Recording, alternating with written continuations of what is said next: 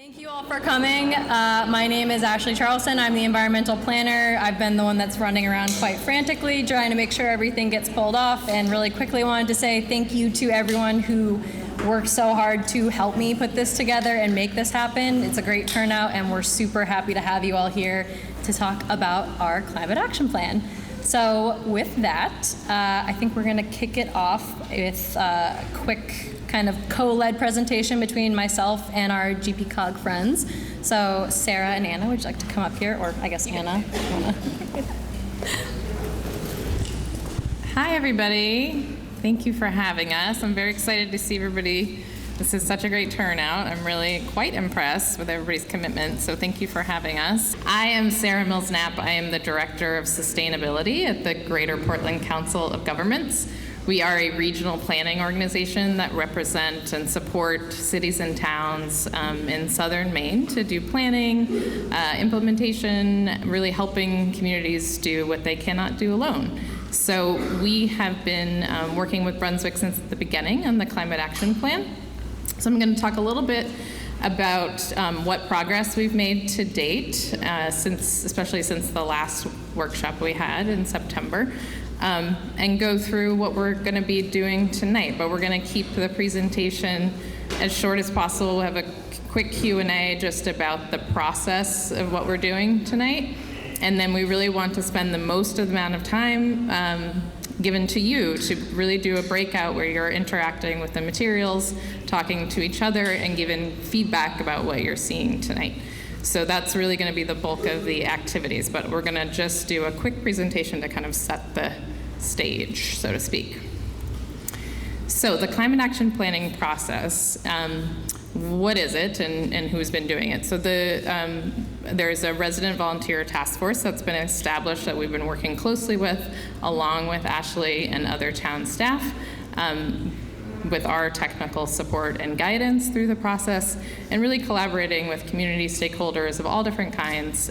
This is really your plan in your community, and it's meant to reflect your values. So the plan itself is really going to be a selection of strategies that reduce townwide emissions and build resilience and help the community prepare for climate change. And the why. The why is really, one, to support all the community's goals that you already have to align and protect the economic development and reduce vulnerability, and it's really meant to create a framework for action in the future and help you get to where you want to go. So the action planning process, you might remember from the first workshop, but we've created two baseline assessments. So a greenhouse gas emissions inventory that measures all of the sources of emissions within the town, and then a vulnerability assessment. These two baseline pieces of data really help inform the goals that were set in terms of emission reductions and the goals for resilience. And then we've worked with town staff and committee input in order to shape this next phase of the climate action planning process.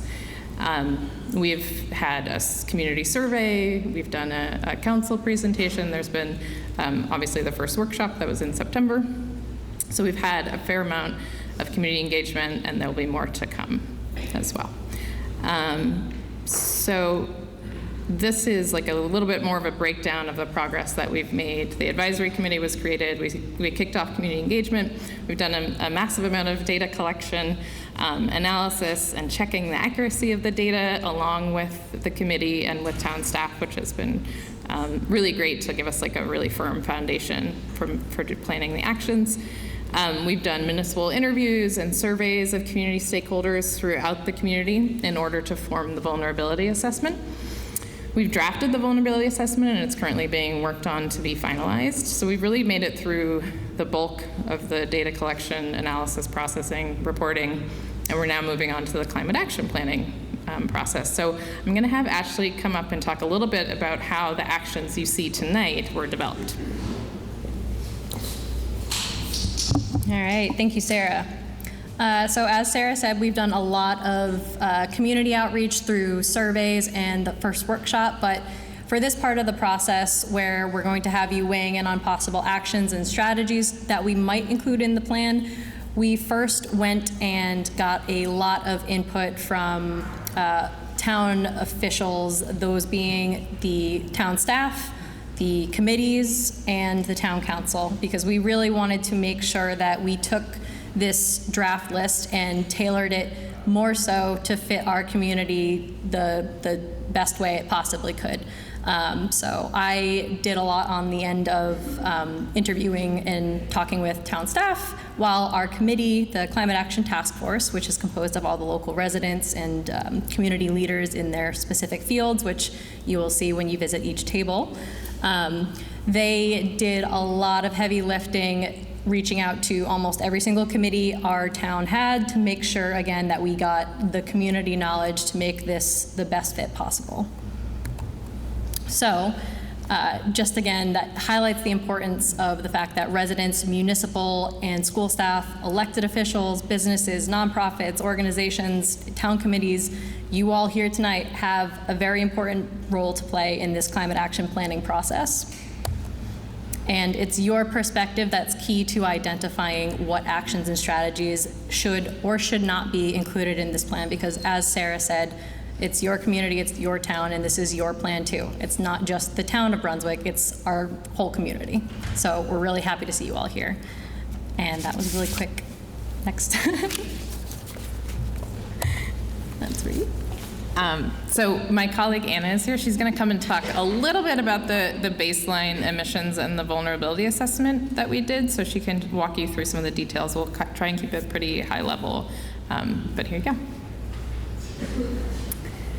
Yeah, and I just want to say that all this information is still available on the website, brunswickclimateaction.org. So we found with our GHG inventory that the total annual emissions in 2022 for Brunswick were just over 240,000 metric tons of carbon dioxide equivalent, and we analyzed three major sectors: transportation, waste, and building energy usage. So this is just a high-level look at the municipal and school emissions. We had 59% from buildings and facilities, 27% from the municipal and school fleet, and 14% from waste and wastewater. And then just a high-level overview of the community emissions. It was 56% of emissions from buildings and facilities, 43% from transportation, and 1% of community emissions from waste. So community buildings and passenger vehicles are the largest sources of community emissions and the greatest opportunity for reductions. And then with our vulnerability assessment, so some of the challenges and areas that we identified for Brunswick to focus on are maintaining access to critical infrastructure and community services, specifically with flooding events and climate hazards, storms, things like that.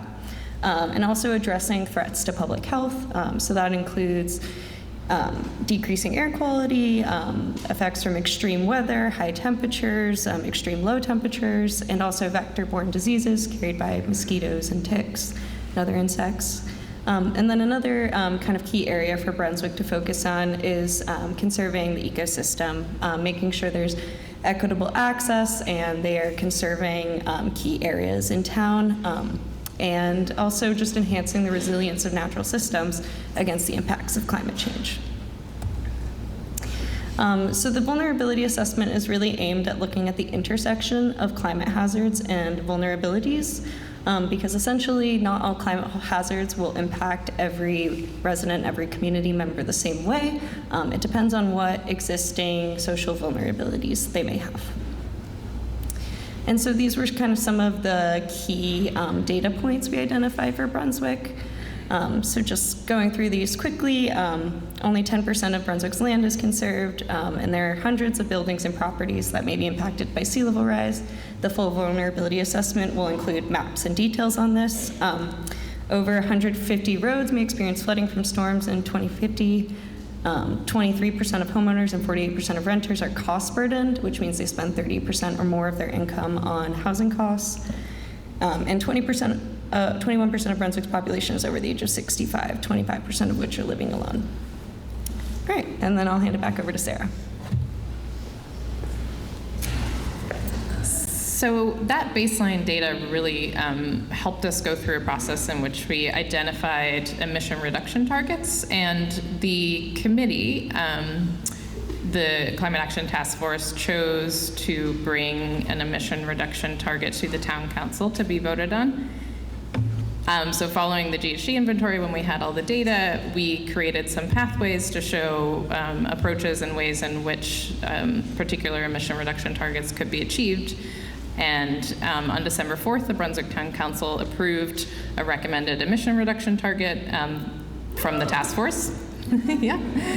65% reduction by 2030, net zero for just municipal emissions operations by 2040, and then a net zero community-wide by 2050.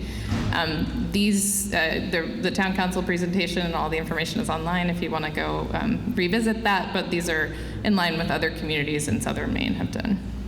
So these emission reduction targets sort of help show, will help give us some points along the way that will help to drive the actions that you see tonight. So in order to achieve these emission reductions, the actions that you see at the table, there'll be priority actions that will really help do the heavy lifting of achieving these emission reduction targets. So we'll talk a little bit about that. So this is what really helps us develop the roadmap, as well as the vulnerability assessment that sort of helped us understand where the risk might be to climate hazards in your town. So this roadmap, or the action plan, whatever you want to call it, we divide into sectors to really dive into the sector-specific actions that may be relevant for Brunswick. There's sort of a standard best practices of different actions that are within control of municipal government and decisions that are within control of community members. So we share that best management practices, that list of actions with the staff and the committee, and then they did all of the outreach that Ashley was talking about in order to come up with the draft actions that you see tonight in transportation, natural resources, waste management, energy and renewables, buildings and housing, and then in public health and resilience. In each sector, there's going to be high-level goals that you see, and then slightly more specific strategies that are going to need to be undertaken. And then the actions are really specific, like how do we achieve that strategy? Those will be very detailed, and the ones that you'll see tonight are on white pieces of paper at the tables. Again, these are all drafts. This is really the first sort of pass at these actions and strategies. There will eventually be, once the actions are finalized, there will be metrics for each action to understand how the community is achieving progress towards that particular strategy, which really helps the community track their progress. So just a few examples of what meeting your emission reduction and risk reduction targets could look like in some of the strategies you might see tonight. So in transportation, examples like incentivizing the use of low carbon transportation alternatives like electric vehicles, increasing the safety and accessibility of active transportation to help people drive less. For natural resources, prioritizing green infrastructure, protecting and conserving forests and wetlands and coastal habitat.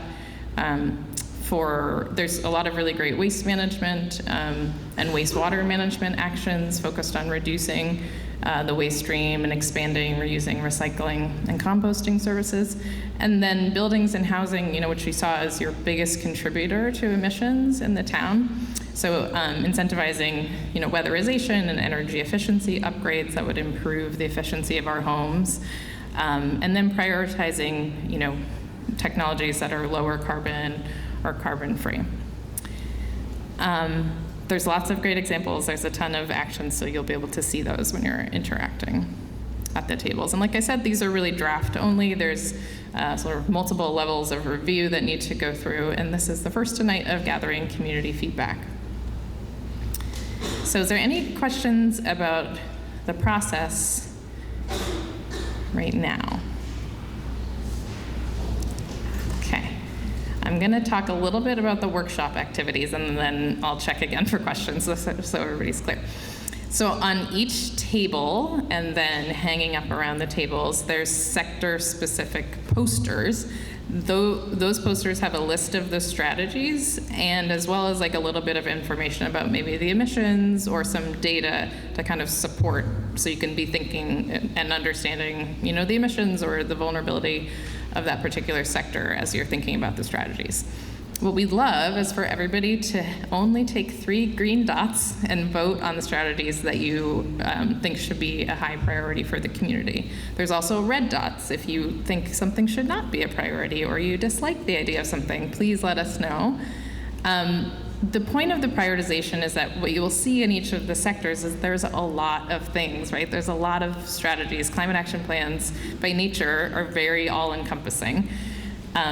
Ashley is only one person. The municipal staff is certainly limited capacity, so we want to be able to prioritize some of the strategies so people can, so especially municipal staff, but also community members can know, and committees know where to focus their energy. So it's really helpful to understand what your priorities as a community are. So we ask you to vote on the strategies. You can also write notes if you want. The posters are big. There's also sticky notes everywhere. If you have a comment, language that you might want to change, feel free to write on the posters directly or put a sticky note. We're going to intake all of that, roll up the posters, and take it back and sort of digest everything and put that input in, which will help guide the finalization of the actions or the strategies. The action area list, like I said, the actions are very, very detailed. They're on white pieces of paper at the tables. They're just sort of printed regular size. You can go through them if there's they're divided up by strategies, so there may be 4 or 5 actions under one strategy, and you can take a look at those actions. Also feel free to write notes on the piece of paper. But really the strategies is what we're trying to nail down. The actions, like I said, are really detailed and are about how you might implement the strategies, but it's really great to get feedback on all of it. So we have, yes? Do you tell us what the estimated costs are? Okay, the Strategies? question was, do we give any information right now about estimated costs for the strategies? Right now, we do not have estimated costs for strategies on the posters. The challenge with estimated costs is that they vary widely, and it depends on if you implement it now or in 10 years or in 2 decades. We don't necessarily know. We will, in the plan, have some relative costs, it may be this is $4 signs versus $1 sign, something like that. So just to give some directional, but it's really hard for something as general as a particular strategy to give it a specific cost right now. Great question, though. Other questions? Yeah. Sorry, I probably missed it. Do we go to one table and discuss there? Yes, great question. So the question is, how many tables do you go to? I think we're going to have, I don't even know, what time is it? 6:30. We'll have about a half an hour or 45 minutes. If you are dying to hit every single sector, I would spend about 5 or 6 minutes per table. If you only really care about natural resources, spend all your time there. It's totally fine. We'd love to get as much feedback as possible, but you do not have to go to every table. The great news is that all of the posters and the information are going to be online at the website, along with the recording and the slides. So by Tuesday of next week, all of the information will be online, and you'll be able to take a survey for every sector. So if you forgot to get to transportation, you didn't have time to talk about buildings, you can go online and put all your feedback in there. And we really want this to be, also please, if there's neighbors that couldn't make it tonight, please share, make sure they go to the website, because we want as much input as possible. So that will be open for a month. So there'll be plenty of opportunities to get as much input as possible. Yeah. And coastal wetlands, would that be in the natural resources? Coastal wetlands would be in the natural resources. Yep, and yeah, exactly. I will be floating around, as will Anna, as will Ashley, so if you have other questions.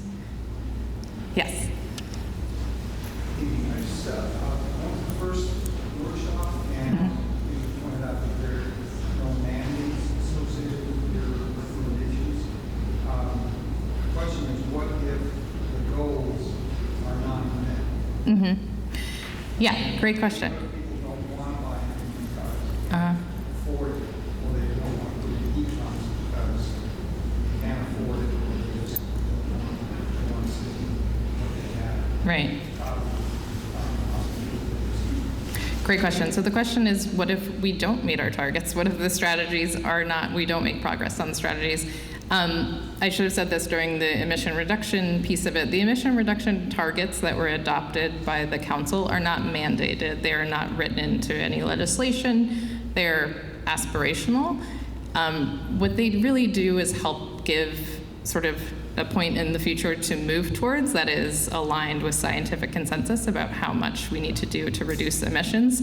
So it is a goal, it is not a mandate. There is only so much that certainly the municipal staff and municipal government can influence, and there's only so much that individual consumers and people can do, right? This is a global issue, and so I think this is really about Brunswick, A, doing their part to combat climate change, but B, creating the type of sustainable future that you want for your community, so that you'll see a lot of local actions that might not feel like they have anything to do with global climate change, but they're really about building a more sustainable Brunswick. But great question. There is no mandates. The emission reduction targets are just targets. Other questions? Great. Okay, so we'll have about 45 minutes or so, and we'll do an announcement just halfway through, so in case you've been caught spending all your time at one particular sector, you'll be able to move on to a different table. The goal will be, we can come back maybe with 10 or 15 minutes left, answer any additional questions that have popped up, but of course if you need to leave, feel free, but there's food. For the tabling, during the workshop activities, there won't be any tabling because we want everybody to focus on the energy, all their energy on the actions, but then towards the end, you can certainly go back to your tabling as well. Yes? One more question about going online. Yes. Responding. How do you respond online, print stuff off and mail it in? Yep. Is it anonymous? How does that work? Yeah, great question. The question is, how do you interact with the online materials? So on the website, there will be the posters, and there'll be a link underneath that will go to an individual survey form about that one sector. So you don't have to respond to every sector if you don't want to. Yes, it's totally anonymous. There is no information. You don't have to give your information fully anonymous. You could print them out and return them to the town office if that's easier, or if you have neighbors who are not online that would like to give feedback. And we can talk to Ashley about getting some of the forms just at the town office to be available printed. Yes? This is my first time here. Yeah. And I get your name for your role, for your speaker's name or role, and I don't know what the website is. Yes, of course. Sorry. And there we go.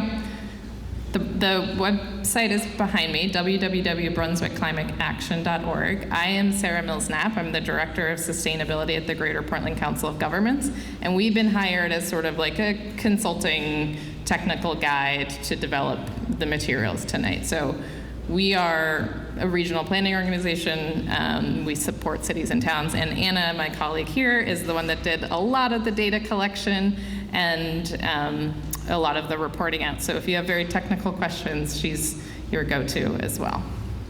You're welcome. Yeah, yes. Can you just remind us which strategies and where to go? Yes. So, like I said, they're broken down by sector. I have not memorized where each one of them is, unfortunately. We have buildings over here and municipal operations over on my right. In the middle, I believe, is energy and renewables, the natural lands, and those things. On this wall is public health and waste. So I think transportation must be in the middle too. There is a committee member, a committee task force member at every single station, and so if you have questions, they're a great target as well for your questions because they've done a lot of this technical work and thinking as well.